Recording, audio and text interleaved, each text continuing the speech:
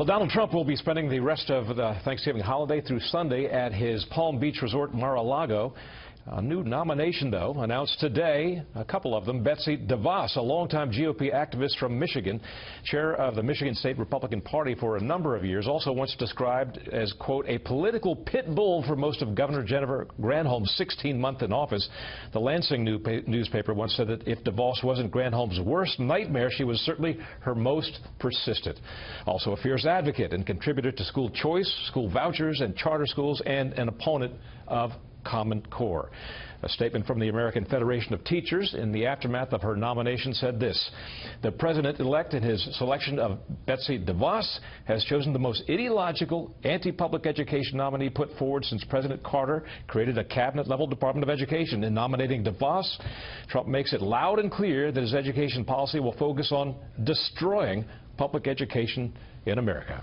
Let's bring in the panel now. Matthew Continetti, editor-in-chief of the Washington Free Beacon; Heidi Prisbilla, senior political correspondent for USA Today; and syndicated columnist Charles Krauthammer. Charles, what do you make of Ms. DeVos? Well, I think it's very encouraging. It's sort of one of these program-specific appointments, and that is, this is Donald Trump's way of saying that he's serious about school choice. Republicans talked about it, have talked about it for 30 years. The AFT, the American Federation of Teachers, is probably the single most reactionary organization in American life. They have condemned generations of particularly inner city students to really blighted lives as a result of the fact that as a monopoly that they provided the most execrable education. And they look after themselves, which is what unions do. But their pretense to be acting in the public interest is extremely hollow. And this, I think, is a tremendous opportunity, because it would make a huge difference in the lives of inner city students, particularly. It will be an opportunity to demonstrate that conservative ideas can work if implemented. And I think it shows seriousness about policy, which has not been a strong point for the president-elect in the form of this nominee. Heidi? Well, let me touch on some other points since you went through kind of the ideological bent. She also has some strong opposition from the other side of the aisle, which is because she was not personally a supporter, but she served on the board of a company an organization that did support Common Core, so she's had to kind of try and push back a little bit on that. But I think this is a good sign in the sense that if you look at the totality of how Donald Trump is filling out his cabinet, he's not just going with loyal insiders. She wasn't someone who was by his side throughout the whole march of the campaign. But she does know a lot about the issues and a lot about education, and I think that she could do a fine job in this role.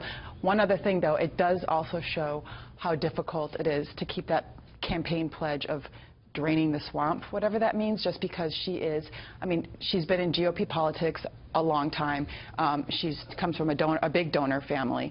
But you want people who are experienced at the same time. You've got to strike that balance. She is very, very wealthy indeed. I just saw a picture of the family yacht, which is, I think, 140 feet, something like that. It's pretty big. Anyway, Matthew, she was an early supporter, by the way, of Common Core, but I think that she pulled away from that as she saw it in practice and in evolution. Well, the first rule of being in a cabinet is if you have a position separate from the president, you know who wins. The president. And so I think she'll back President-elect Trump's position on Common Core if she's confirmed by the Senate. You know, looking at the Trump administration as it's taking shape, it's very similar to the Reagan administration, where you kind of had the ideological conservatives who made up the core of the Reagan movement. But then you also had establishment Republicans like Jim Baker, who kind of came on board after Reagan was elected and tried to steer the ship of state in a little bit more of a traditional way. And you're seeing that exactly with these latest picks. You have the White House is going to be pretty Trumpy, but the cabinet agencies at large, I think, are going to have more establishment Republicans than people might expect. I want to talk a little bit about the remarkable reconciliation we are seeing with so many of Trump's former opponents or critics. Listen to what Nikki Haley, who is now the U.S. ambassador, or certainly will be the U.S. ambassador to the United Nations, what she had to say about Donald Trump earlier in the campaign. Donald Trump is everything I taught my children not to do in kindergarten. We are talking about a man who has filed for bankruptcy 4 times. We can't afford for a man to go in as president and bankrupt our country. And now Donald Trump's Thanksgiving message, or at least a portion of it today. We've just finished a long and bruising political campaign. Emotions are raw and tensions just don't heal overnight. It doesn't go quickly, unfortunately. But we have before us the chance now to make history together, to bring real change to Washington, real safety to our cities, and real prosperity to our communities, including our inner cities. Heidi, what do you make of this reconciliation? She's not the only one, right? He's also talking to Mitt Romney, and the concern was, frankly, with his first couple of appointments, that he was going to just go with loyalists and pass over people who might present a more diversified cabinet. And so I think it does show from that sense that he's an adult, that he's willing to at least talk to these folks and appoint some of them. I think with Nikki Haley in particular, the question is going to come down to experience. Just because she does not have any experience in foreign policy and international relations, and frankly, neither does Donald Trump.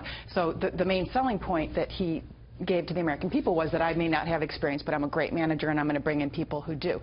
That said, I don't think she's going to have any problem getting Senate confirmation. You mentioned Mitt Romney. There's still some conflict there. A lot of Republicans pushing back, apparently pushing back against that. Let's listen to Mike Huckabee and what he had to say about the Romney pick. But I'm still very unhappy that Mitt did everything he could to derail Donald Trump.